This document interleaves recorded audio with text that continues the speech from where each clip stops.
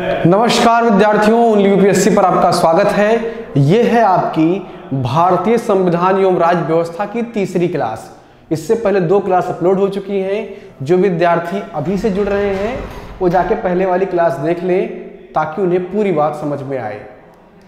हम यूपीएससी की तैयारी को केंद्र बिंदु मान करके भारतीय संविधान एवं राज्य व्यवस्था पढ़ रहे हैं, लेकिन अगर आप ये क्लास करते हैं तो उसके इर्द गिर्द जो और परीक्षाएं होती हैं उसे भी आप कवर कर सकते हैं।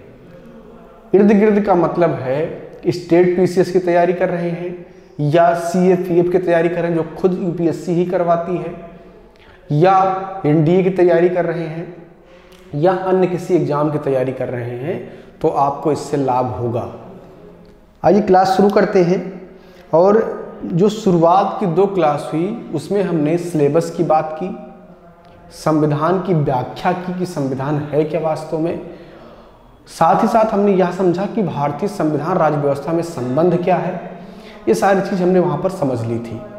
इस क्लास में हम संविधान का एक सामान्य सा परिचय समझेंगे और उसके बाद में फिर क्लास पर अपने आगे बढ़ जाएंगे।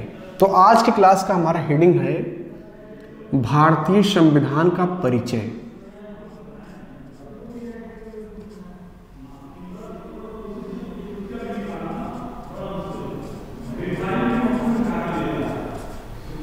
भारतीय संविधान का परिचय। परिचय अपने आप में एक बड़ा व्यापक शब्द है। तो जब किसी के परिचय की बात हुई तो यानी कि ओवरऑल उसकी जानकारी क्या है।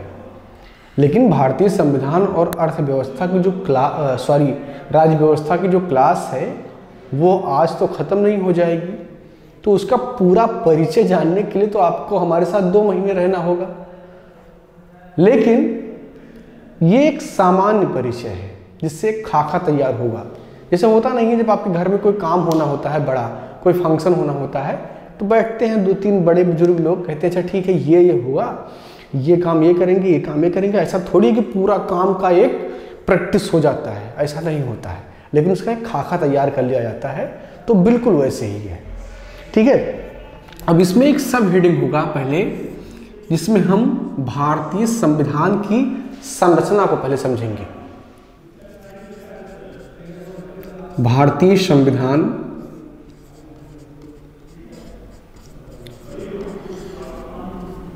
की संरचना।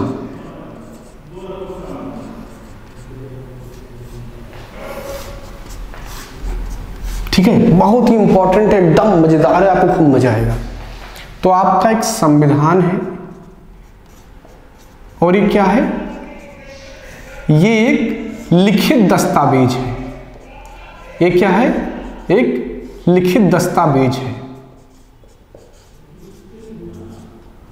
और दुनिया का सबसे बड़ा लिखित संविधान भी है। इस संविधान में कई सारी चीजें हैं। सबसे पहले तो इसमें प्रस्तावना है, जिसे संविधान में बाद में जोड़ा गया है। इसके अलग अलग पार्ट्स हैं, यानी कि भाग हैं, और इन भागों में अनुसूची है,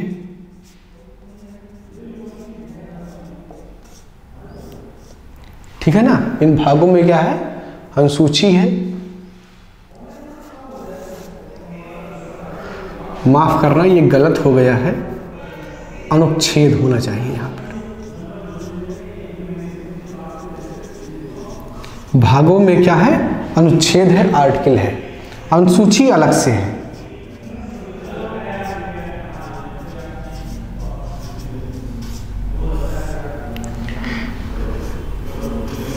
और संशोधन जो हुए हैं वो भी इसी में आपको पढ़ना होगा कि अभी तक संविधान में कौन कौन से संशोधन हुए, कितने संशोधन हुए। तो ये 4 चीजें हैं जो इनके स्ट्रक्चर में शामिल हैं। एक तो प्रस्तावना, जिसमें we the people of India से जिसकी शुरुआत होती है, हम भारत के लोग भारत को प्रभुत्व संपन्न समाजवादी पंथ निरपेक्ष लोकतंत्रात्मक गणराज्य बनाने के लिए ... जो आगे है वो प्रस्तावना है। प्रस्तावना की एकदम डिटेल क्लास होगी, प्रस्तावना क्या है, उससे संबंधित विवाद क्या रहे हैं, क्या वो संविधान का हिस्सा है या संविधान का हिस्सा नहीं है, सुप्रीम कोर्ट में कौन कौन से केस हुए, क्या उसमें फैसला आया, इन सब पर विस्तृत व्याख्या होगी। अभी हम उसका केवल परिचय पढ़ रहे हैं। तो ये प्रस्तावना है, उसके बाद में भाग, फिर अनुसूची। अनुसूची पर भी मैंने विस्तृत व्याख्या की है इससे पहले वाली क्लास में कि अनुसूची है क्या, क्यों अनुसूची की जरूरत पड़ी। ये बात अगर आपको समझनी है तो आप पहले वाली क्लास विजिट कीजिए, वहाँ पर आपको मिल जाएगा। और उसके बाद में संशोधन, अभी तक 104 संविधान संशोधन हो चुके हैं, ठीक है, 104 संविधान संशोधन हो चुके हैं। ये है उसका पूरा परिचय। अब यहाँ से हमको अपनी बात को थोड़ा सा और आगे बढ़ाना है कि चूंकि आपका संविधान लागू हो गया 26 जनवरी 1950 से ही, यानी कि उस दिन से आप जो है अपने संविधान को एकदम धूमधाम के साथ मनाना शुरू कर दिए। हालांकि संविधान सभा ने उसको 26 नवंबर 1949 को ही स्वीकार कर लिया था, लेकिन पूरे देश में गणतंत्र दिवस के रूप में मनाया जाता है जब संविधान को हमने पूर्ण रूप से लागू कर दिया। उसके कुछ प्रावधान पहले से ही लागू हो गए थे, ठीक है। तो संविधान बने हुए अगर आप सीधे सीधे देखें तो 70 साल हो गए, क्योंकि 50 में लागू हुआ, 50, 100 और 20 इधर आपका 70 वर्ष हो गए। तो 70 वर्ष में उसमें संशोधन भी हुए, भाग बढ़ाए गए, अनुच्छेद बढ़ाए गए। तो उनका भी एक परिचय कर लेते हैं कि कितने पहले थे, कितने वर्तमान में, सारी चीजें समझ लेते हैं, ठीक है। तो एक है आपका मूल संविधान,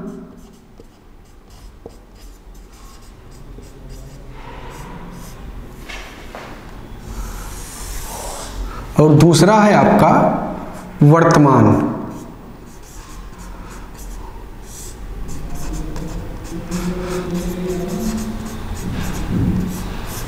ठीक है ना। अब मूल संविधान में कितने भाग थे ये हम देखेंगे, कितने अनुच्छेद थे, कितनी अनुसूचियां थी,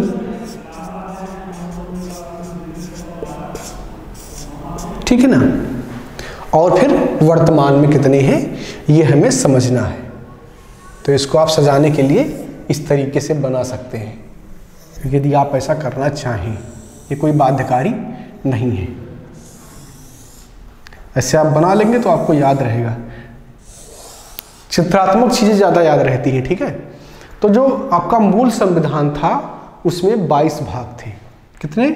22 भाग थे। अनुच्छेद कितने थे? 395। अनुसूची कितनी थी? 8। वर्तमान में क्या है? 25 भाग है। अनुच्छेद लगभग 470। ये घटते बढ़ते रहते हैं। और अनुसूची कितनी है? 12। ठीक है, अनुसूची कितनी है? 12। साफ साफ लिख लीजिए, 12। ठीक है। तो ये मूलभूत स्थिति है और ये बदली हुई स्थिति है जो कि वर्तमान में है। अब ये जो भाग हैं ये कौन कौन से भाग जो है ऐड हुए और ये 25 की स्थिति बनी, तो उसको भी देख लीजिए। संविधान में आपके एक भाग है, भाग 4, इसको कहते हैं DPSP, यानी कि directive principle of state policy, राज्य के नीति निर्देशक तत्व। ठीक है। एक नया भाग इसी के साथ जोड़ा गया, भाग 4 ये है मौलिक कर्तव्य। ये क्या है? मौलिक कर्तव्य। और ये मौलिक कर्तव्य कहां से भारतीय संविधान में लिया गया? सोवियत संघ से। इस पर बाद में बात होगी कौन सी चीज कहां से जोड़ी गई। ठीक है। तो भाग 4 ये आपका जो है ये एक एक्स्ट्रा हो गया। एक भाग है आपका भाग 9। इसमें क्या है?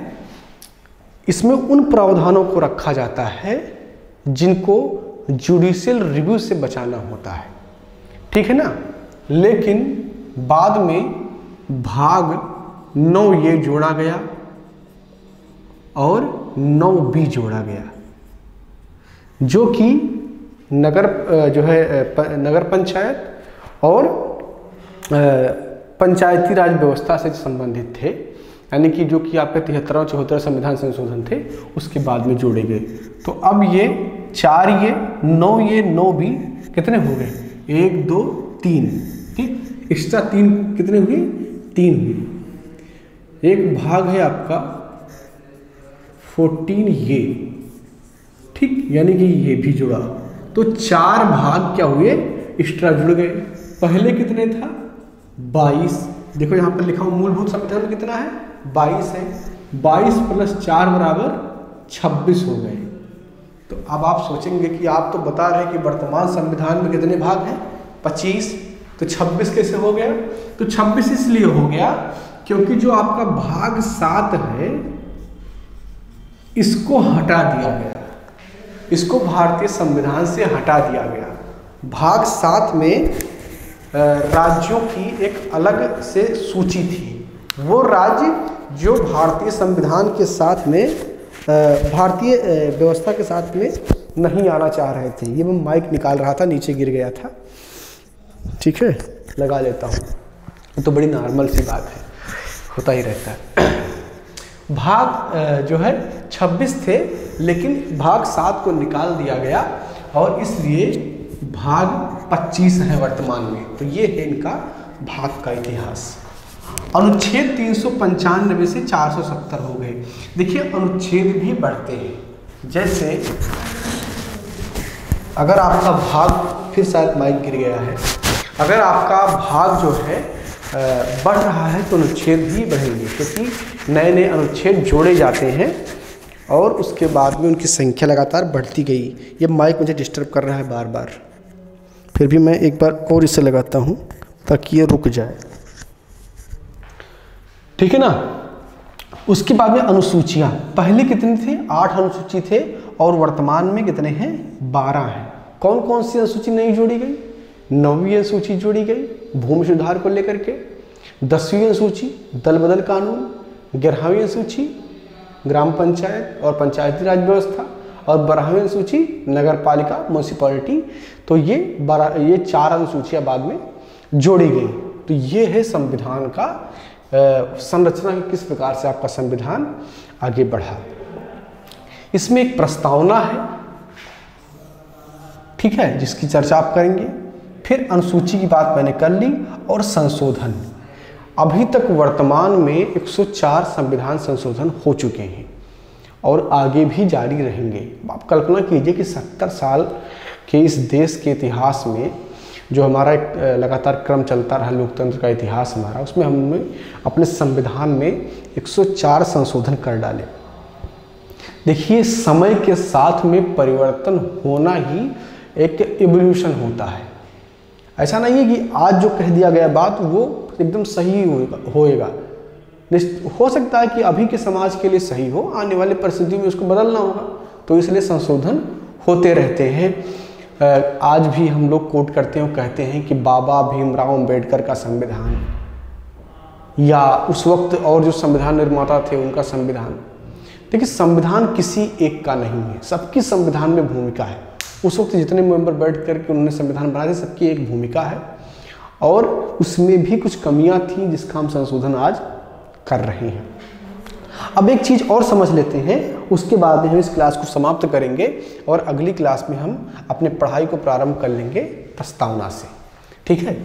और मैंने कहा था कि मैं संघ से क्लास को शुरू करूंगा पढ़ाने से, जो आपका भाग 1 है, लेकिन मैं चाहता हूं उससे पहले आपको प्रस्तावना पढ़ा दूं, वहाँ से एक अच्छी भूमिका बन जाएगी संविधान और राज्य व्यवस्था को पढ़ने की। उसके बाद ही चीज़ें आपको समझ में आएंगी। और एक टॉपिक है संविधान का इतिहास, कि कैसे अंग्रेजों के टाइम से नियम कानून बनने प्रारंभ हुए और वो हमारे भारतीय संविधान के रूप में परिणित हो गया। तो उसको अक्सर मैं इतिहास की क्लास में पढ़ाता हूँ, लेकिन अगर आप ऐसा चाहते हैं कि उसको इस संविधान की क्लास में पढ़ा दिया जाए तो वह भी मैं आपको पढ़ा दूँगा। साथ ही साथ उसमें यह भी आप पढ़ लेंगे कि संविधान जब बन रहा है तो अलग अलग देशों से हमने संविधान में अपने क्या जोड़ा है, क्या उनसे अपनाया है। छोटे मोटे एग्जाम में उससे सवाल आते हैं, जैसे कि मौलिक अधिकार कहाँ से लिया गया, तो यूएसए से लिया गया। मौलिक कर्तव्य कहाँ से लिया गया, यूएसएसआर से लिया गया। ये सारी समवर्ती सूची कहाँ से ली गई, आपातकाल के उपबंध कहाँ से लिए गए, राज्यसभा के सांसद, राष्ट्रपति, ये सारे पद कहाँ से लिए गए, संसदीय व्यवस्था, इनकी एक सूची है, उसको भी मैं आपको पढ़ा दूंगा। तो अगर आपको ये लगता है कि जो है हम प्रॉपर क्लास शुरू करें संघ से, प्रस्तावना से, उससे पहले ये चीज़ आपको पढ़ाया जाए, तो उसके लिए आपको कमेंट करना होगा। हालांकि ये चीज़ें मैं इतिहास क्लास में ही पढ़ाता हूँ, लेकिन अगर आप चाहते हैं किसी क्लास में हो जाए तो आप कमेंट करके बताइए, और आपके कमेंट के आधार पर ही हम उसकी जो है उस पर अपना एक विचार बनाएंगे कि हमें वो भी पढ़ाना है या हमें प्रस्तावना से शुरू कर देना है। ठीक है, तो कमेंट करके तुरंत कमेंट कीजिए।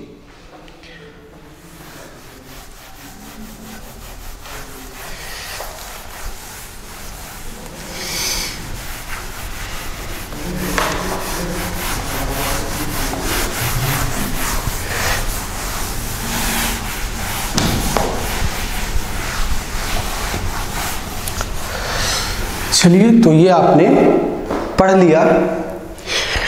अब कमेंट करके आप बताएंगे उस आधार पर आपकी अगली क्लास होगी कि आपको प्रस्तावना से पढ़ना है या संघ राज्य क्षेत्र से पढ़ना है, या आपको संविधान का इतिहास पढ़ना है और उसके साथ साथ वह चीज़ भी पढ़ना है जब संविधान आपका बन रहा है तो अलग अलग जगह से कौन कौन सी चीज़ें ली गई। ठीक है, तो चलिए कमेंट करके बताइए, और यह भी बताइए आपको क्लास कैसी लगी। अगर आपको कुछ समझ में ना आया हो तो वो भी पूछ लीजिए, उसको भी हम, उस संदेह को भी हम दूर कर देंगे, उस पर जवाब आपको जरूर देंगे। चलिए मिलते हैं अगली क्लास में। Thank you.